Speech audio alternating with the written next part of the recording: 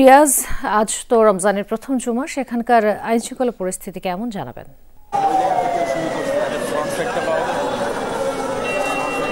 প্রথম জুমা আজকে যেহেতু রমজান মাস এবং এই জুমায় সবচেয়ে বেশি উপস্থিতি হয়ে থাকে, সেই কারণে এখানে জাতীয় মসজিদ বাইতুল মোকাররমে সবাই চেষ্টা করে অন্তত প্রথম জুমাটি আদায় করা যায়। আশপাশে থাকেন এবং অনেক দূর দূরান্ত থেকেও তারা আসেন মুসল্লিরা এখানে নামাজ আদায় করতে। কিন্তু সমস্যাটি যেটি হয়েছে এটি আতঙ্কের বিষয় হয়ে দাঁড়িয়েছে, যেহেতু নিষিদ্ধ সংগঠন হিজবুত তাহরির তারা মার্চ ফর খেলাফত নামে একটি কর্মসূচির ঘোষণা করেছে এবং সেটির কারণে এখানে পর্যাপ্ত পরিমাণ আইনশৃঙ্খলা বাহিনীর সদস্যরা মোতায়েন করা হয়েছে।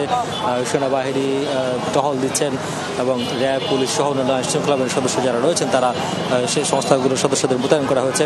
প্রত্যেকটি বিশেষ করে যারা ব্যাগ নিয়ে আসছেন অথবা বিশেষ করে জায়নামাজ ছাড়া অন্য কোনো জিনিস নিয়ে প্রবেশ করছেন এবং সন্দেহভাজন যারা রয়েছেন বা যাতে কাউকে যদি মনে হয় তাহলে বাইতুল মোকাররমের যে মূল প্রবেশ পথ সেই প্রবেশ পথে তল্লাশি করছে পুলিশ বা আইনশৃঙ্খলা বাহিনীর সদস্যরা।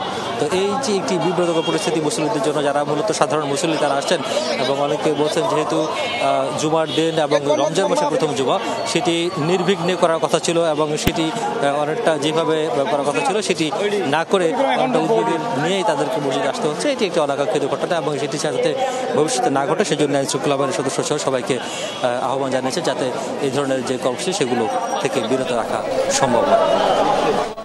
যুক্ত হওয়ার জন্য ধন্যবাদ রিয়াজ।